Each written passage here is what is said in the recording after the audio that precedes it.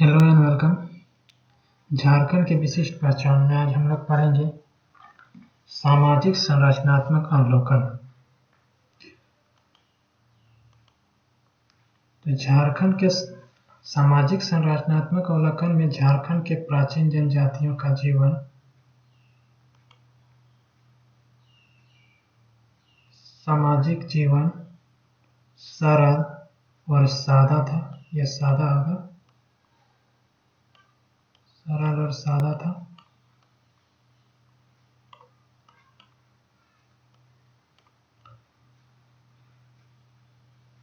पूर्ण रूपेण ये लोग वनस्पति आखेट और पारंपरिक मान्यताओं पर आधारित यह समाज कालांतर में नई संस्कृतियों से प्रभावित हुआ। क्या क्या चीज से प्रभावित हुए कि नई संस्कृतियों से ये लोग प्रभावित हुए। नागवंशी परंपराओं, कौन परंपरा? नागवंशी परंपरा से जनजातियों का राजतंत्र की ओर रुझान रहा। नागवंशी परंपराओं से ये जनजातियों का राजतंत्र की ओर रुझान रहा।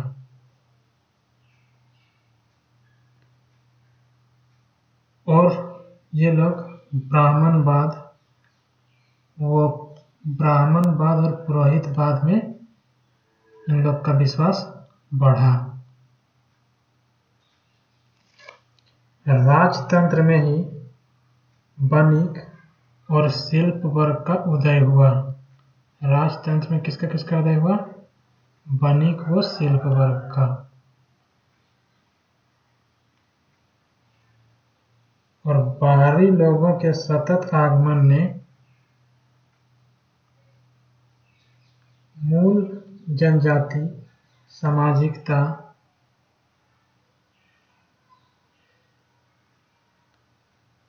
और सांस्कृतिक जीवन में अनेक परिवर्तन किए। क्या किसमें परिवर्तन किए? तो मूल जनजाति की सामाजिकता और सांस्कृतिक जीवन में इन लोग के परिवर्तन हुआ, जिन्हें सुधारवादी कहा जा सकता है। प्राचीन जनजातियों का सामाजिक ढांचा निरंतरता आदिम युग वाला ही रहा। मतलब कि उन लोग का प्राचीन जनजातियों का जो सामाजिक ढांचा था वो आदिम युग वाला टाइप में ही था, जिसमें रूढ़िवादियों और अंधविश्वासों की प्रधानता थी। मध्यकाल में हिंदू और मुगलों के आगमन से भी इस क्षेत्रों में नवीन जनजातियों का पदार्पण हुआ। किसके किसके आगमन से? हिंदुओं और मुगलों के आगमन से, जिससे यहाँ के मूल जनजातियों को अपने अस्तित्व पर गहरा संकट दिखाई देने लगा। तो ये लोग के आगमन से ये लोग का संस्कृति में परिवर्तन हुआ और इन लोग के अस्तित्व के लिए एक गहरा संकट दिखाई देने लगा और यह मूल जनजाति यहाँ से पलायन कर गए। बिरहोर, खड़िया, असुर जनजाति इनमें से प्रमुख रहे। जो पलायन करने वाले जनजातियां थे उनमें से कौन कौन थे? बिरहोर, खड़िया और असुर। ये लोग पलायन करने वालों में से प्रमुख थे। इस प्रकार कहा जा सकता है कि झारखंड का सामाजिक व सांस्कृतिक परिवेश मिश्रित संस्कृति का जन्मदाता रहा। इस मिलन से जनजातियों में नई मान्यताओं का संचार हुआ। ये सब जो बाहर से आके यहाँ से मिल गया तो उसके बाद यहाँ पे मिश्र संस्कृति का जन्म हुआ, जिससे इसमें मिलन जनजातियों की नई मान्यताओं का संचार हुआ। इनमें विशेष प्रभाव हिंदू और मुसलमानों का रहा। मतलब हिंदुओं और मुसलमानों ने यहाँ के मूल निवासियों पर विशेष प्रभाव डाला। इनके संपर्क से जाति प्रथा पूर्व मध्यकाल में ईस्ट सिंह बोंगा और ओरीबोंगा रहे, जो इस नवीन सुधार के कारण महादेव और चंडी के रूप में पूजनीय हो गए। जो इन लोग के इष्ट देवता थे सिंह बोंगा और ओरीबोंगा, वो नवीन सुधार के अनुसार क्या हो गए? महादेव और चंडी के रूप में पूजनीय हो गए।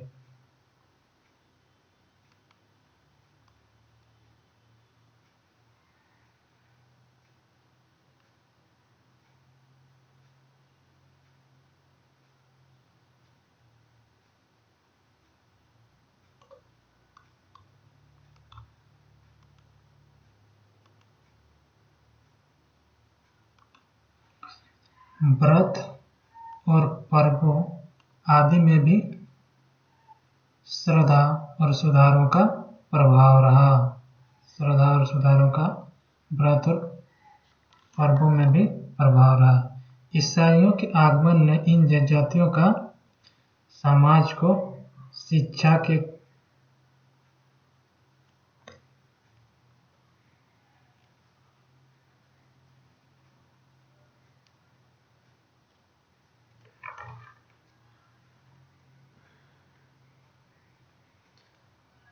अशिक्षा के घोर तिमिर से निकालकर शिक्षा और व्यवहार में लोगों में लाने में अग्रणी भूमिका निभाए। मतलब कि जो ईसाई लोग यहाँ पे आए, उसमें इन लोग को अशिक्षा से निकालकर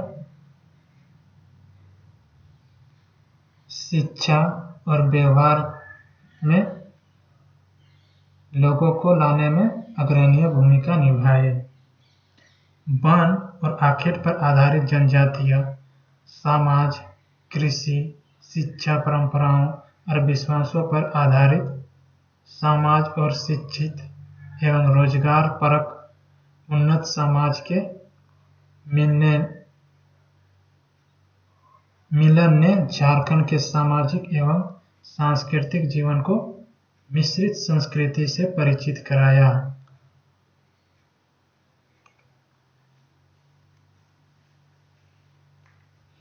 इसके उपरांत द्विपक्षीय प्रभाव के अनुसार जनजातियों के रहन सहन, खान पान और परंपराओं का प्रभाव घर जनजातियों पर भी पड़ा।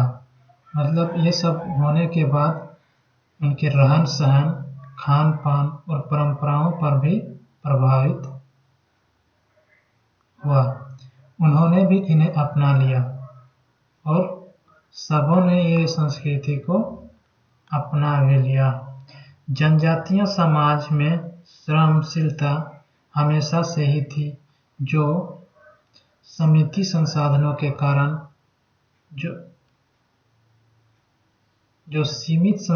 के कारण आर्थिक लाभ नहीं दे सकी। लेकिन जब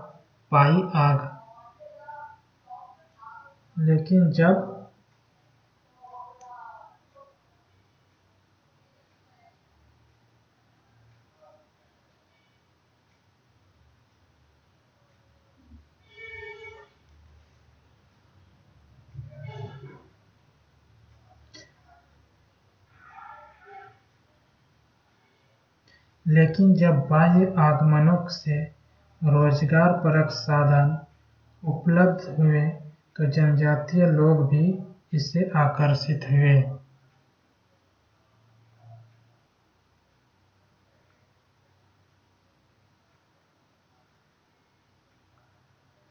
रोजगार की खोज में वे नवीनतम उद्योग और नगरों की ओर चल पड़े। रोजगार की खोज में वे लोग नवीनतम उद्योग और नगरों की ओर चल पड़े, जिससे प्रवासन की प्रवृत्ति का बढ़ावा मिला। यही वह समय था जब ईसाई मिशनरियों ने अपना प्रचार प्रसार के माध्यम से आदिवासियों के सामाजिक व्यवस्था को बदलने का प्रयास किया। तो उसी जो समय था, उस टाइम ईसाई मिशनरियों ने इनके सामाजिक व्यवस्था को बदलने का प्रयास किया। आदिवासियों में बहुविवाह जैसी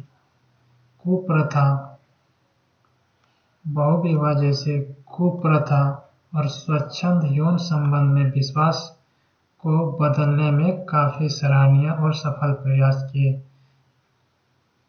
ये जो कुप्रथा थी, स्वच्छंद यौन संबंध और बहुविवाह, इसको बदलने में ईसाई मिशनरियों ने अपनी भूमिका निभाई।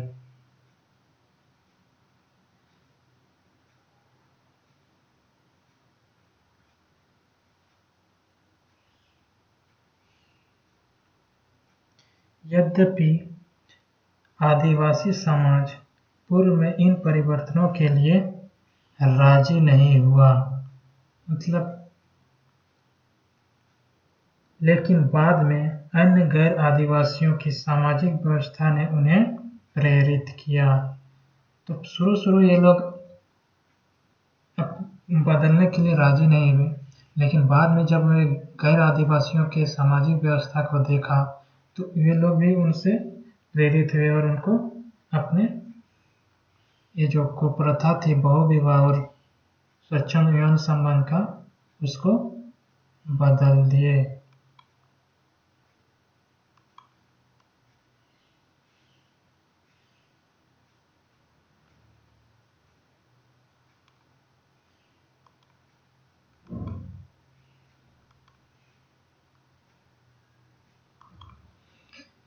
इन मिश्रित समाज के विस्तृत जानकारी के लिए हमें अनेक रहन-सहन, वेशभूषा, खान-पान और पारंपरिक रीति रिवाजों एवं त्योहारों पर दृष्टि डालनी होगी। इनके ग्रामीण अंधविश्वासों में पाई जाने वाली झोपड़ियाँ, इनके ग्रामीण अधिवासों में क्या पाई जाती थी? झोपड़ियाँ पाए जाते हैं।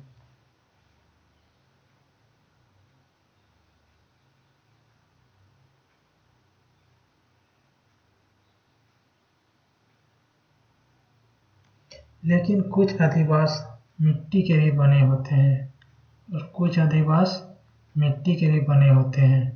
इन अधिवासों में इनके सामाजिक परिवेश का गठन होता है और ये जो अधिवास है, वो इसी में से इन लोग के सामाजिक परिवेश का गठन होता है। भूमि की विषमता में इन अधिवासों में मुख्य भूमिका निभाती है। यही कारण है कि इन आदिवासियों में प्रकीर्णता पाई जाती है।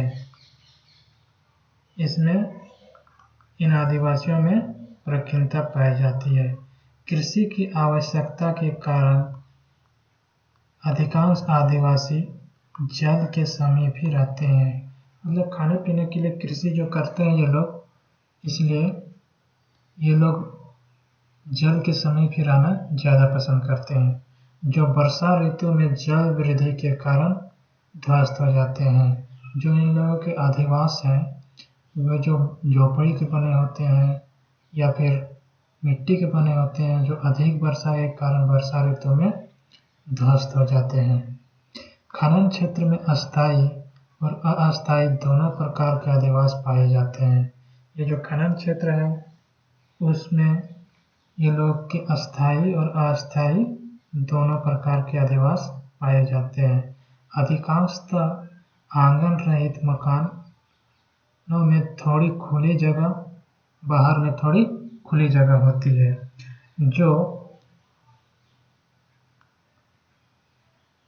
जो चारों ओर से परकोटे से घिरा रहता है। इसके अतिरिक्त ग्रामीण जीवन में सुरक्षा को भी स्थान दिया जाता है। ग्रामीण जीवन है ना, इसमें सुरक्षा को लोग स्थान देते हैं। लेकिन घुमंतू जनजाति सघन जंगलों, ये जो घुमंतू जनजाति है, ये लोग सघन जंगल और ऊंचे पहाड़ों में बस्तियां बसाने से भी नहीं कतराते हैं। मतलब ये लोग ऊंची ऊंची पहाड़ियों में भी अपना बस्ती बसा लेते हैं। समतल भूमि पर कृषि योग्य भूमि का होना भी संप्राय मैदानी भागों में छोटी बड़ी ग्रामीण बस्तियों के बसने के कारण संभव हो सका है। नगरीय अधिवासों में शिक्षा और उद्योगों की उपलब्धता से योजनाबद्ध आवासों की प्रधानता भी देखी जा सकती है। मतलब कि जो नगरीय क्षेत्र में ये जो आदिवासी लोग अपने अधिवास बनाते हैं उसमें शिक्षा भी देखी जा सकती है। उद्योगों की उपलब्धता के कारण इन लोग के आवासों की प्रधानता भी देखी जा सकती है।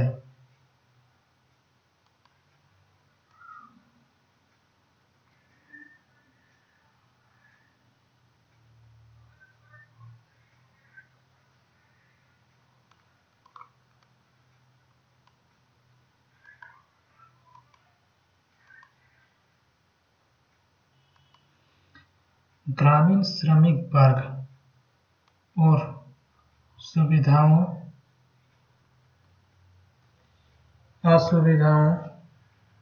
और आर्थिक अभावों के कारण मलिन बस्तियों का निर्माण करते हैं। आर्थिक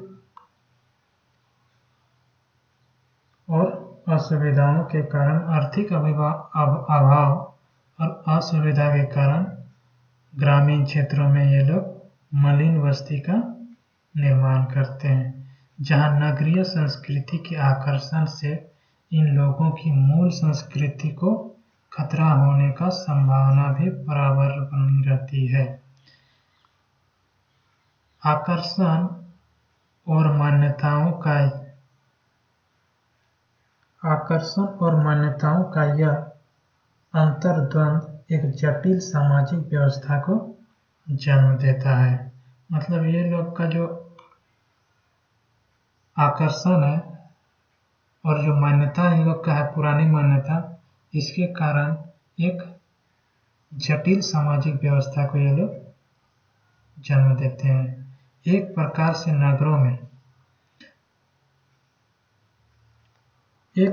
से नगरों में ग्रामीण जनसंख्या का समाज या संस्कृति से सीधा मतलब नहीं होता है, बल्कि पूरी तरह से रोजगार की आशा पर निर्भर होता है। ये लोग जो नगरों में रहते हैं वे लोग रोजगार की आशा पर निर्भर होते हैं। नगरीय संस्कृति की तड़क भड़क, चकाचौंध और आधुनिकता भी निकट के ग्रामीण क्षेत्रों को सामाजिक व सांस्कृतिक सुधार का कोई लाभ नहीं देती। जो नगरीय क्षेत्र का तड़क भड़क और चकाचौंध है, जिससे उनकी सामाजिक संस्कृति में कोई सुधार का लाभ नहीं देता है।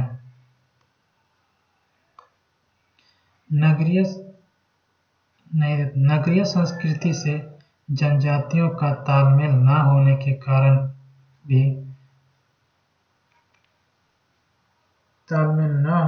कारण भी गौर किया जाए तो अशिक्षा, अभाव और मूल परंपराओं से बंधा होना इनमें प्रमुख कारण होता है। मतलब जो नगरीय क्षेत्र है उससे ये जनजाति लोग तालमेल अपना नहीं बैठा पाते हैं, जिससे उनमें अशिक्षा, अभाव और मूल परंपराओं से